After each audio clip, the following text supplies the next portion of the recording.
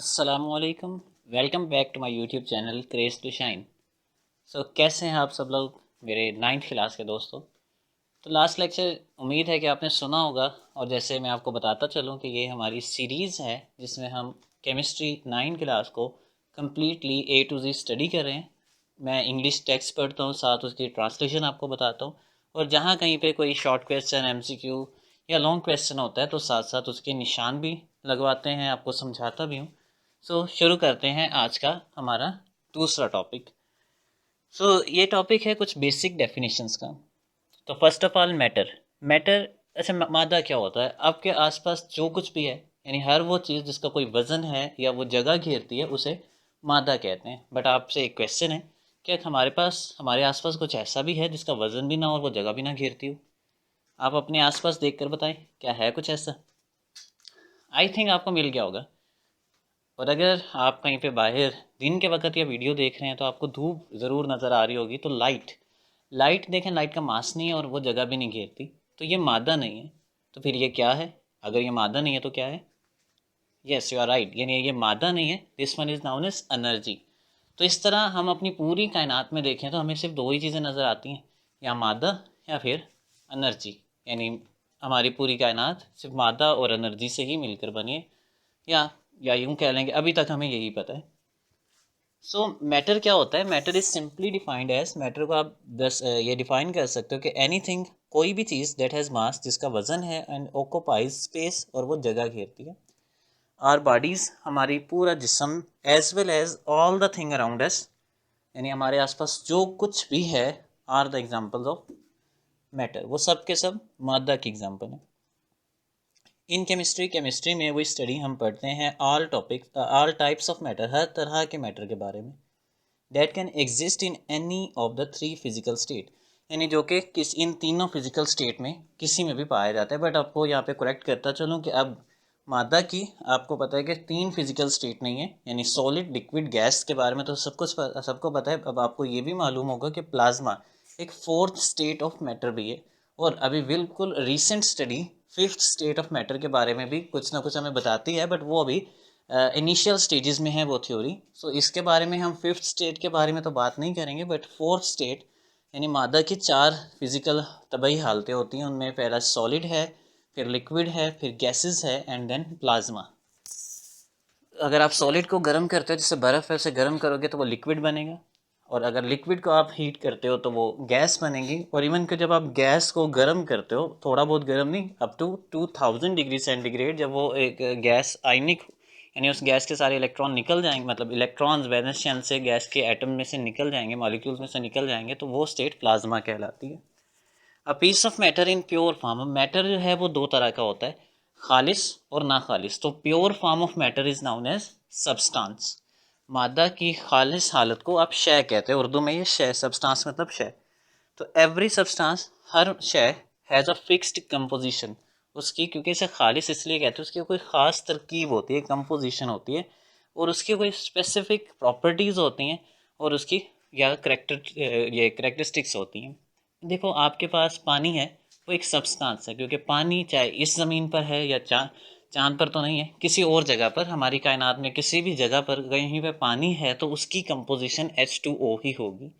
तो ये मादा, ऐसा मादा जिसकी कंपोजिशन फिक्स होती है, वो क्या होगा? यानी जो खालिस हालत है मादे की, उसे आप मैटर बोलते हो।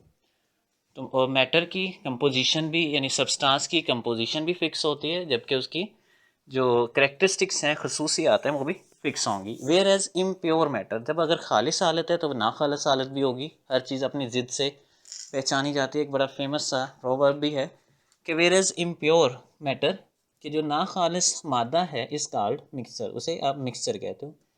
मिक्सचर होमोजीनियस भी होता है और हेटीरोजीनियस भी। हेटीरोजीनियस या होमोजीनियस में क्या फ़र्क है? आप पानी लें, उसमें नमक डालें, एक चम्मच नमक डालें और अच्छे से हिलाएं, बहुत ज़्यादा उसे हिलाएं, शेक करें। देन जब आप उस पानी को पिएंगे तो पहला घूंट भी नमकीन होगा, और हर घूंट एक जितना ही नमकीन होगा, क्योंकि नमक जो है वो इवनली, पूरी तरह से बराबर यकसा तौर पर उस पानी में मिक्स हुआ है। तो ये जो मिक्सचर बना है, this one is homogeneous mixture, यकजान मिक्सचर कहलाता है।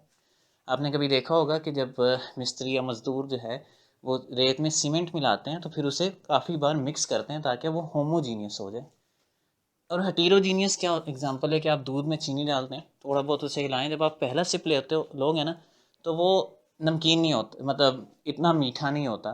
लेकिन जैसे जैसे दूध ख़त्म होता जाएगा आप उसे सिप लेते जाओगे तो मिठास बढ़ती जाएगी, और सबसे आखिरी वाला घूंट आप सब ने आई थिंक नोटिस किया होगा कि वो सबसे मीठा होता है। इसकी वजह क्या है? क्योंकि मिक्स यहाँ पर जो हमारा सल्यूट है यानी चीनी है वो इवनली मिक्स नहीं हुई थी, कहीं पर ज़्यादा मिक्स हो गई थी, कहीं पर ज़्यादा जो चीनी है वो मिक्स हुई थी, कहीं पर कम हुई थी। तो ये इस तरह का मिक्सचर जहाँ पर जो सल्यूट है हल होने वाला है वो पूरी तरह से हल ना हुआ हो, वो हेटेरोजीनियस मिक्सचर कहलाता है। तो पानी में नमक वाला जो मिक्सचर है वो होमोजीनियस है, पूरी तरह से मिक्स हुआ है। दूध में चीनी अगर वो अच्छे से मिक्स नहीं हुई हुई है तो वो फिर एक हेटेरोजीनियस मिक्सचर कहलाएगी। So we know that every substance has physical. अच्छा, ये मैं पहले आपसे बताता चलूँ कि इसमें जो इंपॉर्टेंट डेफिनेशन है वो मैटर की हैं, सब्सटेंस की है और मिक्सचर। ये तीन डेफिनेशन आप अंडरलाइन भी कर ले और इसे आपने ज़रूर याद करना है, बहुत इंपॉर्टेंट है। व्हेन वी नो, जब हम जानते हैं अच्छा वी नो हम जानते हैं डैट के एवरी सब्सटेंस के हर तरह जो सब्सटेंस है। अब सब्सटेंस हम जानते हैं कौन सा है, सब्सटेंस मतलब खालिस हालत, मादा की खालिस हालत को आप सब्सटेंस बोलोगे। उसकी फिजिकल और केमिकल प्रॉपर्टीज़ होती हैं। देखो प्रॉपर्टीज़ दो तरह की होती हैं, physical properties and chemical properties. Physical properties से मुराद क्या होता है पहले हम पढ़ लेते हैं, फिर मैं आपको बताता हूँ कि properties those are associated with physical state of substance. ये इटैलिक में है, आप इसे अंडरलाइन भी कर लें। फिजिकल प्रॉपर्टी की बहुत इंपॉर्टेंट डेफिनेशन है, जैसे कि प्रॉपर्टीज़ दो वो प्रॉपर्टीज़ जिनका ताल्लुक होता है फिजिकल स्टेट के साथ, यानी सब्सटेंस की तबई हालत के साथ जिनका ताल्लुक है वो उन्हें फिजिकल प्रॉपर्टीज़ बोलते हैं। जैसे कि कलर उनका, उसकी बू, उसका टेस्ट, उसकी हार्डनेस, उसकी शेप कैसी है, शेप ऑफ क्रिस्टल यानी वो स्केयर है, ट्रायंगुलर है, या उसकी सोलेबिलिटी कि वो पानी में, जैसे चीनी और का पानी में हम जानते हैं चीनी पानी में इतनी जल्दी से यानी इतनी ज़्यादा डिज़ोल्व नहीं होती अगर पानी ठंडा हो, जबकि नमक की सोलेबिलिटी पानी में वो डिफरेंट है, वो ज़्यादा अच्छे से डिज़ोल्व हो जाता है। और उनकी मेल्टिंग एंड बॉइलिंग पॉइंट, ये सारी की सारी फ़िज़िकल प्रॉपर्टीज़ हैं। मादा की ज़ाहिरी हालत की, जो मादा की ऐसी खसूसियात जिनका ताल्लुक मादा की ज़ाहिरी हालत से होता है उसे फ़िज़िकल प्रॉपर्टीज़ कहते हैं। For example when ice is heated, जब आप बर्फ़ को गर्म करते हो इट मेल्ट्स, वो पिघल जाती है और पानी बनाती है। और when water is further heat, जब आप पानी को मज़ीद गर्म करोगे it boils to give steam, तो ये उबलता है और उससे स्टीम बनती है, भाप बनती है। इन दिस इंटायर प्रोसेस, इस सारे के सारे केस में पानी यानी बर्फ़ की फॉर्म में भी H2O ही है, पानी पानी की फॉर्म में भी पानी जो है वो लिक्विड फॉर्म में भी H2O है, और जब वो स्टीम बन गया तब भी वो H2O ही था। सिर्फ हुआ क्या है कि उसकी सिर्फ फिजिकल हालत जो है, फिजिकल स्टेट, ज़ाहिरी हालत, तबई हालत सिर्फ तब्दील हुई है, बाकी उसमें किसी किस्म का कोई चेंज नहीं आया।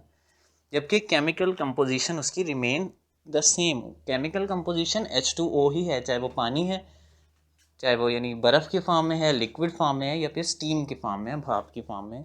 तो आपने अब ये सीखा कि फ़िज़िकल प्रॉपर्टीज़ कौन सी होती हैं, ऐसी प्रॉपर्टीज़ जिसमें केमिकल कंपोजिशन सेम रहती है, बस बाकी उसकी कलर में, उसके टेस्ट में, उसकी कंपोजिशन में तो कोई चेंज नहीं आता, उसके कलर में, टेस्ट में, उसकी ज़ाहिरी हालत में आने वाली तब्दीलियों को फ़िज़िकल चेंजेस कहते हैं, और ज़ाहिरी खसूसियात को, उसकी तबई खसूसियात को फ़िज़िकल प्रॉपर्टीज़ कहेंगे। केमिकल प्रॉपर्टीज़ क्या है? Chemical property depend upon the composition of substance. जैसे अब केमिकल प्रॉपर्टीज़ का ताल्लुक कंपोजिशन के साथ होता है। अगर कंपोजिशन तब्दील हो रही है इसका मतलब उसमें कीमियाई तब्दीली आई है। जैसे कि हमारे पास क्या है कि मैं हाइड्रोजन गैस है और ऑक्सीजन गैस है, जब ये दोनों आपस में मिलेंगी तो क्या होगा, ये पानी बनाएंगे। तो हाइड्रोजन गैस और ऑक्सीजन गैस आपस में रिएक्ट करके ये पानी बना देते हैं, इनकी कंपोजिशन चेंज हो गई है। तो ये एक केमिकल चेंज है। When a substance undergo chemical change, जब किसी भी सब्सटेंस में कोई केमिकल चेंज आता है तो उसकी कंपोजिशन तब्दील हो जाती है और एक न्यू सब्सटेंस जो है वो बन जाता है। अब हमारे पास एक केमिकल कंपाउंड है जैसे हाइड्रोक्लोरिक एसिड HCl, जब इसे सोडियम हाइड्रोक्साइड के साथ मिलाया जाता है तो होता है क्या है कि HCl से क्लोरीन, क्लोराइड आइन, और सोडियम हाइड्रोक्साइड से सोडियम, ये मिलकर नमक बना देते हैं। तो इन दोनों के मिलाने से इन दोनों की कंपोजिशन चेंज हो गई। अब हमारे पास जो रिजल्ट में बन रहा है वो नमक है, NaCl है और पानी है। तो इस तरह इनकी कीमियाई हालत में तब्दीलियाँ आई हैं। तो अगर कीमियाई यानी केमिकल कंपोजिशन चेंज हो रही है तो इस तरह की चेंजेस को आप केमिकल चेंजेस कहते हैं। और ये जो खसूसियात हैं केमिकल यानी केमिकल प्रॉपर्टीज़ कहते हैं। जैसे कि पानी जो है वो डिकम्पोज होता है, पानी H2O जब ये डिकम्पोज होगा, केमिकल रिएक्शन के थ्रू ये डिकम्पोज होगा और ये क्या बनाएगा, हाइड्रोजन गैस और ऑक्सीजन गैस को। All materials are either a substance और a mixture show simple classification, यानी इसमें नीचे एक डायग्राम बनाई हुई, एक टेबल फ्लो चार्ट सा बनाया हुआ, उसमें मैटर को क्लासिफाई किया, यानी जितना कुछ भी हमने पढ़ा है आज के इस लेक्चर में वो सब का सब यहाँ पर एक फ़्लो चार्ट की फॉर्म में मौजूद है। तो आप इस फ़्लो चार्ट में देख सकते हो कि सबसे पहले तो मैटर है, यानी हमारे आसपास जो कुछ भी है एनर्जी के अलावा वो सब का सब मैटर ही है जिसको आप छू सकते हो, वो सारा का सारा मैटर है। अब ये जो मैटर है ये दो तरह का होता है, एक खालिस यानी प्योर मैटर को आप सब्सटेंस बोलते हो, और इम्प्योर को आप मिक्सचर बोलोगे। अब जो प्योर मैटर है यानी सब्सटेंस है, ये मज़ीद दो तरह का होता है, एक एलिमेंट और दूसरा कंपाउंड। हम नेक्स्ट लेक्चर में इंशाल्लाह एलिमेंट के बारे में भी डिस्कस करेंगे कि एलिमेंट दरअसल क्या होता है, और फिर बाद में हम इसके बारे में भी डिस्कस करेंगे कि मिक्सचर में ये जो दो टाइप्स हैं, हमने थोड़ा सा ब्रीफली तो इन्हें डिस्कस किया है कि हेटेरोजीनियस और होमोजीनियस में क्या फ़र्क होता है, लेकिन हम मज़ीद इंशाल्लाह जैसे जैसे ये चैप्टर आगे बढ़ेगा उसमें इसको मज़ीद डिटेल के साथ हम स्टडी करते रहेंगे। सो इसी पर आज का लेक्चर ख़त्म करते हैं। इंशाल्लाह आप सबसे मुलाकात होगी नेक्स्ट लेक्चर में, और हमारे नेक्स्ट लेक्चर में हम इंशाल्लाह एलिमेंट को, जो कि हमारा नेक्स्ट टॉपिक है, उसको स्टडी करेंगे। अस्सलामु अलैकुम एंड अल्लाह हाफिज़।